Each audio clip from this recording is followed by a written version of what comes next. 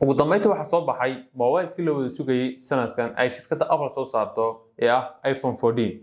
talow iPhone-kan muxuu kaga duwan yahay iPhone-nadii hore ay soo saartay shirkadda Apple?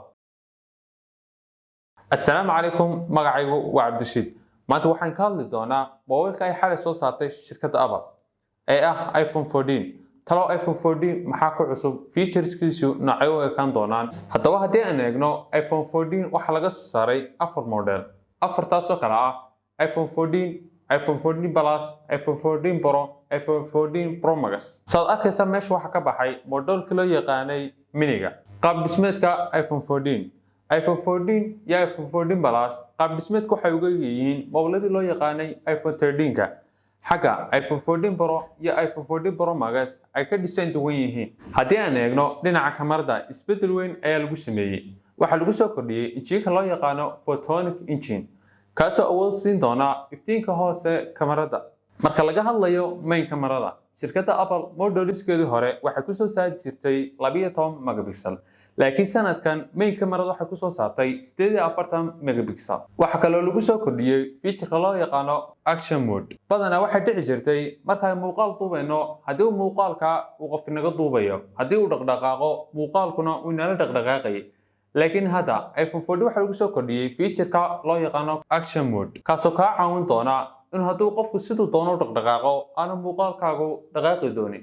waxaa ku jira chipkii ugu dambeeyay ay shirkadda Apple soo saarto kaas oo ah A16 Bionic chip kaas oo aad uga awood badan chipskii ka horreeyay. waxyaalaha cajiibka ah ee lagu soo kordhiyay iPhone 14 ayaa ah adeegyada gargaarka degdega. tusaale ahaan adeegga loo yaqaano car crash detection kaasoo kaa caawin doona matala haddii aad shil gashay, kaasoo isla markaaba u diri doona emergency call lambarka aad ku xidhatay, isla markaana u sheegi doona inaad xaalad degdeg ah gashay.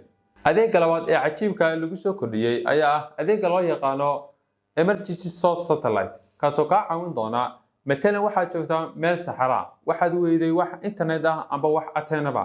adeeggan wuxuu kaa caawin doonaa inaad si toos ah ugu xidhmatid satellite-ka adigoo dalbanaya gargaar degdeg ah. waxyaalaha cusub ee lagu soo kordhiyay iPhone 14 Pro iyo iPhone 14 Pro Max ayaa ah feature loo yaqaano Dynamic Island kaasoo isku ka keenaya selfie kameradii iyo Face ID-gii. sidoo kale halka waxaad kala socon doontaa notification-kii mobilkaaga oo si qurux badan u arkid, iyadoo shaashaduna ay ku noqon doonto shaashad full screen ah. xagga shaashadda brightness-ka waxaa lagu soo kordhiyay iftiin dheeraad ah oo ah 2000 nit, halka markii hore uu ka ahaa iPhone 13 Pro Max 1200 nit. iPhone 14 waxaa laga soo saaray 4 midab. 4 midab oo kala ah space black iyo sidoo kale gold iyo midabka cusub ee lagu soo kordhiyay ee ah deep purple. haddaba kee ayaa ku cajab geliyay 4 midab?